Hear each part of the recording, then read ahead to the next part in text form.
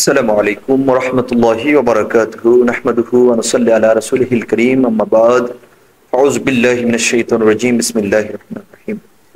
দেশ এবং প্রবাস থেকে যারা আমাদের আজকের এই গুরুত্বপূর্ণ অনুষ্ঠান দেখছেন সকলকে আমি আন্তরিক মোবারকবাদ এবং শুভেচ্ছা জ্ঞাপন করছি। সম্মানিত শ্রোতা, আপনাদেরকে থাকতে আজকে বিশেষ একটি ফজিলতপূর্ণ আলোচনা আপনাদের সামনে রাখবো। ইবনে জাওজি রাহিমাহুল্লাহর কিতাব থেকে মানুষ যে পাঁচটি আমলের কারণে ধ্বংস হয়ে যাবে, এরকম পাঁচটি আমল আমরা যে পরিহার করতে হবে, এরকম পাঁচটি বদ আমলের কথা আপনাদেরকে একটু জানিয়ে দেওয়ার ইচ্ছা পোষণ করেছি।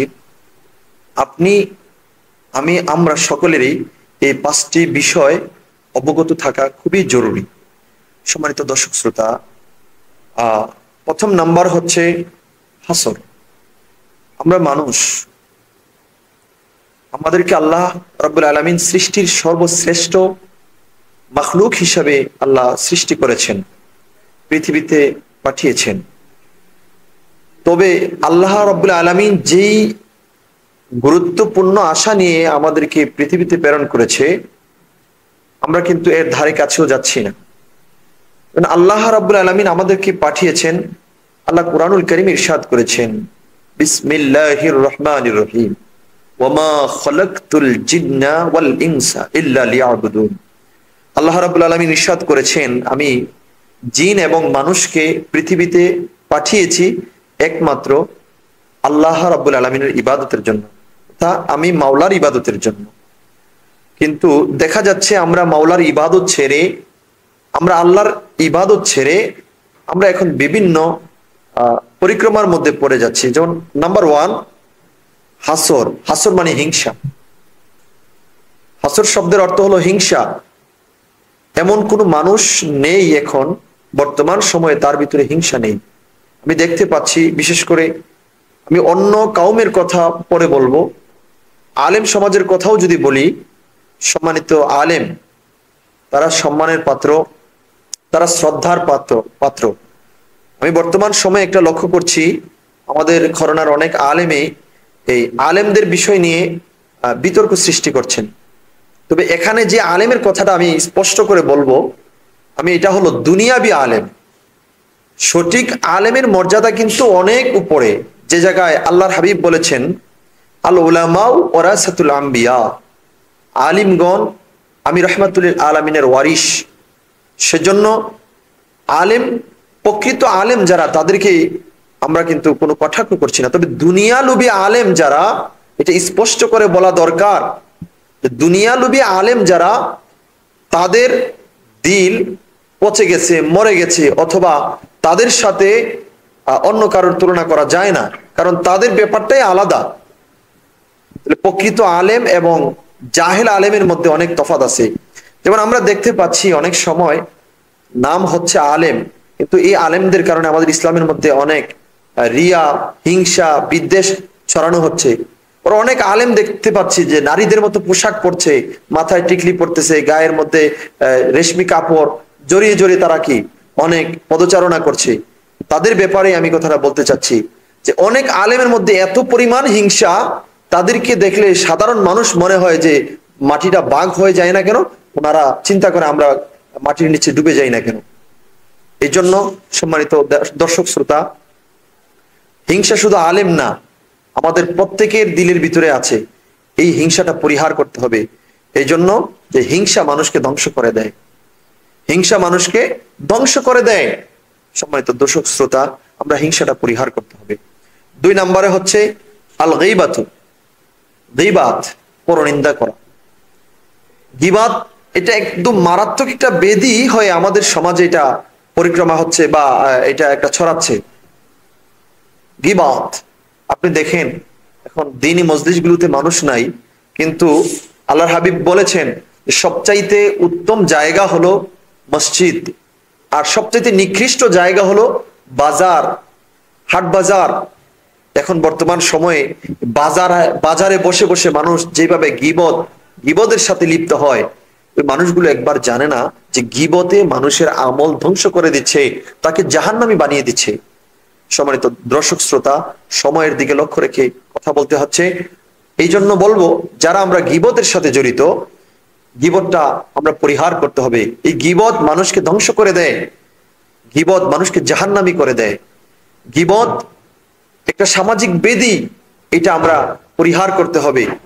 আমরা এমন কথা বলি যেটা না বললেও চলে, কিন্তু আমরা বলতেই থাকি, সমালোচনা করতেই থাকি। সম্মানিত দর্শক শ্রোতা, আমি আপনাদেরকে বলবো আমরা যেন গীবত ছেড়ে দেই। 3 নম্বরে হলো ফেসবুক, মিথ্যা। মিথ্যাটা আমাদের সমাজের জন্য আরেকটা ব্যাধি। এখন মিথ্যাটা এমন হয়ে গেছে, আপনাদেরকে বোঝানোর জন্য বলতে চাচ্ছি, এটা একটি স্মার্টফোন, মোবাইল ফোন, এটা আমরা সবাই ব্যবহার করি। এই স্মার্টফোন দিয়েও আমরা অনেক মিথ্যার সাথে জড়িত হয়ে যাই। যেমন আমার একটা ভাই আমাকে ফোন করে বলল যে ভাই আপনি কোথায় আছেন? আমি আছি কুমিল্লা, কিন্তু ভাইয়ের সাথে বলে দিচ্ছি ভাই আমি আছি চাঁদপুর, আমি আছি ঢাকা, আমি আছি দিনাজপুর। এইভাবে আমি বিভিন্ন কথার মাধ্যমে স্বাভাবিকভাবে, এটাকে অস্বাভাবিক মনেই করছি না, আমরা স্বাভাবিকভাবে আমরা কি বলতেছি, মিথ্যাটা বলে ফেলতেছি। এই জন্য মিথ্যাটা পরিহার করতে হবে। আপনারা জানেন না মিথ্যার ব্যাপারে আর সত্যের ব্যাপারে কি বলা হয়েছে? সত্যের ব্যাপারে বলা হয়েছে আসিদকু ইউনজি আল কিযবু ইউহলি, যে সত্য মানুষকে মুক্তি দেয় আর মিথ্যা মানুষকে ধ্বংস করে। এই জন্য আমরা সত্যকে আঁকড়ে ধরতে হবে, মিথ্যাকে পরিহার করতে হবে। সম্মানিত দর্শক শ্রোতা, আমরা মিথ্যা পরিহার করি, সত্যকে আঁকড়ে ধরি, আর সত্য মানুষকে মুক্তি দেয়। শুধু মুক্তি না, দুনিয়া আখিরাতে সম্মানিত করে। কারণ আপনি যখন সত্যটা স্বীকার করতে শিখবেন, আপনার বুকের এই সৎ সাহস থাকবে যে আমি সত্যটাই বলতেছি। অপরাধ করার পরে যদি আপনি সত্যটা বলেন, তাহলে দেখবেন আপনার ক্ষমাটা একেবারে অচিরে চলে আসে, একদম নিকটবর্তী হয়ে চলে আসে। আর যদি আপনি মিথ্যাটাকে সত্য বলে বানিয়ে আপনি ঢাকতে চেষ্টা করেন, মিথ্যাটাকে ঢাকা যায় না এবং মিথ্যা দিয়ে কখনো পার পাওয়া যায় না। সম্মানিত দর্শক শ্রোতা, আমি আপনাদেরকে বলবো, আমি এবং আমরা সকলেই যেন মিথ্যা পরিহার করি। তারপরে 4 নম্বরে আরেকটা বিষয় হচ্ছে যে ধোঁকাবাজি। ধোঁকাবাজি যে ব্যক্তি করবে সে অবশ্যই অচিরে ধ্বংস হয়ে যাবে। যারা ধোঁকাবাজি করে সম্পদ কামায়, দুর্নীতি করে সম্পদ কামায়, দুর্নীতি করে বিভিন্ন সামাজিক অবক্ষয় তৈরি করে, বিশেষ করে এই ধোঁকাবাজির কারণে দেখবেন ভাইয়ে ভাইয়ের সম্পদ লুণ্ঠন করছে, ভাইয়ে ভাইয়ের সম্পদ কেড়ে খাচ্ছে। হ্যাঁ, বাবা সন্তানকে 2 চোখে দেখতে পারছে না এই ধোঁকাবাজির কারণে। বাবার সাথে সন্তান ধোঁকাবাজি করে, বাবার সাথে সন্তান ধোঁকাবাজি করে, মায়ের সাথে সন্তান ধোঁকাবাজি করে। এই ধোঁকাবাজিটা অবশ্যই পরিহার করতে হবে, এটাও একটা সামাজিক বেদি। আল্লাহর হাবিব সাল্লাল্লাহু আলাইহি ওয়াসাল্লাম বলেছেন, যে ব্যক্তি ধোঁকাবাজি করবে, মানুষকে ঠকাবে ধোঁকাবাজির মাধ্যমে। যেমন আপনি বাজারে আপনি পণ্য কেনার জন্য গেলেন, একটা ভাই আপনার সাথে ধোঁকাবাজি করলো, আপনি 1 কিলোগ্রাম আপনি পণ্য কিনলেন, কিন্তু আপনাকে হাফ কিলোগ্রাম দেওয়া হলো, অথবা 1 কিলোগ্রাম থেকে কিছু কমিয়ে দেওয়া হলো, সে কিন্তু আপনার সাথে ধোঁকাবাজি করছে।